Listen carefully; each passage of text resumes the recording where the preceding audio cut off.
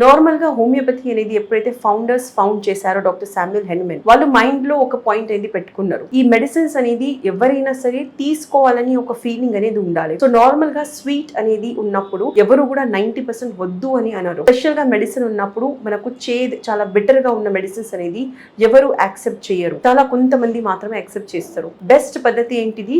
Sweet. So ఏదైతే sweet pills ఉంటాయి దానికి మెడికల్ టర్మ్స్ లో మనం గ్లోబ్యూల్స్ అనేది అంటాము. దాంట్లో 30 సైజ్ 40 సైజ్ అనేది ఉంటుంది. 30 సైజ్ అంటే కొంచెం మీడియం సైజ్, 40 సైజ్ అంటే పెద్దగా. So depending upon the problem, మీకు ఎంత లెవెల్లో ప్రాబ్లం ఉంది, మీకు ఎంత కాలం నుంచి ప్రాబ్లం ఉంది, దాన్ని బట్టి డాక్టర్ డిసైడ్ చేసి ఈ 5 డ్రాప్స్ ఏదైతే మెడిసిన్ ఉంటుందో అది ఇలాంటి గ్లోబ్యూల్స్ మీద జనరల్ గా మనం వేసి పేషెంట్ కి ఇస్తూ ఉంటాము. నెక్స్ట్ టైం ఎప్పుడైతే మీ డాక్టర్ దగ్గర వెళ్తారో, హోమియో డాక్టర్ దగ్గర, మీరు సేమ్ మెడిసిన్స్ మాత్రమే ఎవ్రీ టైం ఇస్తున్నారు అని ఎప్పుడు కూడా ఫీల్ అవ్వదు.